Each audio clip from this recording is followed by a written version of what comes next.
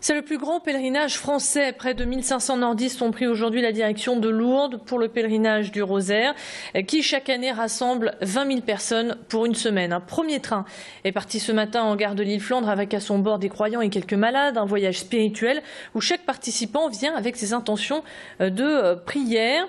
Et justement, pour faire un point sur la situation, on va retrouver Mathilde Espinasse en direct, puisque ce soir, un autre train, celui de l'hospitalité, s'apprête à partir en gare de Tourcoing. Alors Mathilde, vous êtes en direct et vous avez à vos côtés le frère Xavier Pollard.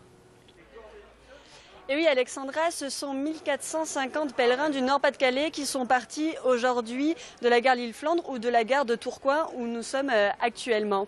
Alors maintenant, ça va être dans une heure à peu près le départ du train de l'hospitalité. Alors le train de l'hospitalité, c'est quoi?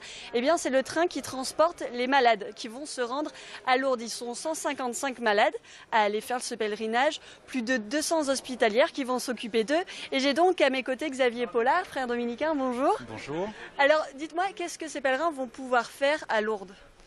Vivre une expérience de pèlerinage, c'est-à-dire partir en pèlerinage, c'est prendre de la distance par rapport à notre quotidien, par rapport à ce qui nous occupe, à ce qui nous préoccupe quelquefois. Vivre une démarche de foi, d'espérance avec d'autres pèlerins, malades ou valides. Voilà, vivre pleinement et intensément une semaine ensemble. Alors c'est un pèlerinage bien particulier, c'est le plus grand de France, le pèlerinage de la Roseraie, c'est ça? Pèlerinage du Rosaire. Du Rosaire, voilà, exactement. Alors dites-moi, qu'est-ce que c'est le pèlerinage du Rosaire?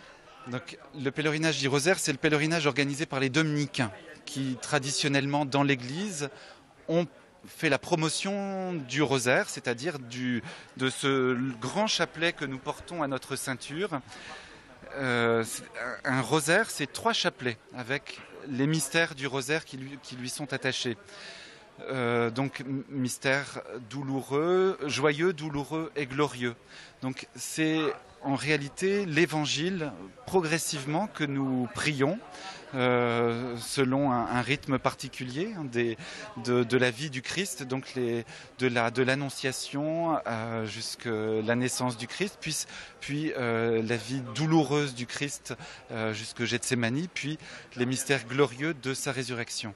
Donc les mystères du rosaire, en réalité, c'est un approfondissement des mystères de l'Évangile. D'accord. Et d'ailleurs, le chapelet, c'est le thème du pèlerinage cette année. Chaque année, un nouveau thème. Exactement. Et donc cette année, c'est le chapelet. Un thème, du coup, ça veut dire quoi? Ça veut dire que les gens vont réfléchir à cet objet, par exemple, au chapelet cette année?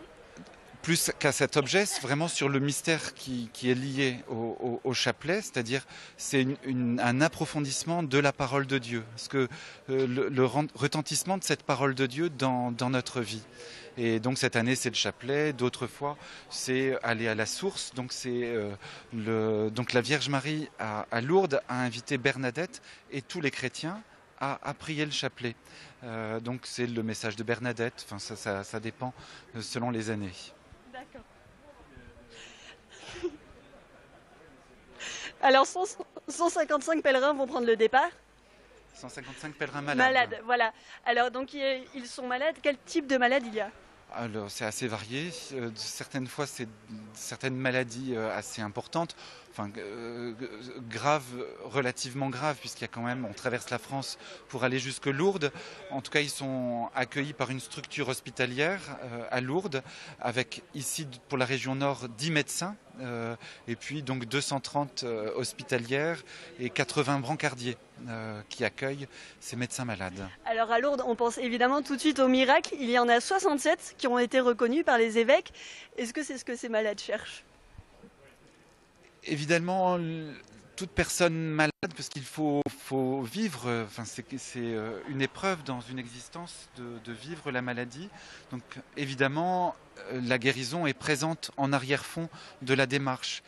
Mais je pense que comme tout autre pèlerin, le pèlerin vit une démarche de foi. Donc confie son existence, ce qui lui préoccupe, donc sa maladie et d'autres éléments de sa vie, et il le confie dans la prière, il le confie à Dieu. Il faut être croyant pour faire ces pèlerinages? il faut être croyant. Ça, en tout cas, on tente de l'être davantage en vivant cette démarche. On vit une démarche de foi. Voilà. D'accord, très bien. Donc je vous rappelle que ce train de l'Espérance partira à 19h24. Vous ferez partie de ce voyage. Et donc retour samedi pour ces 1450 pèlerins.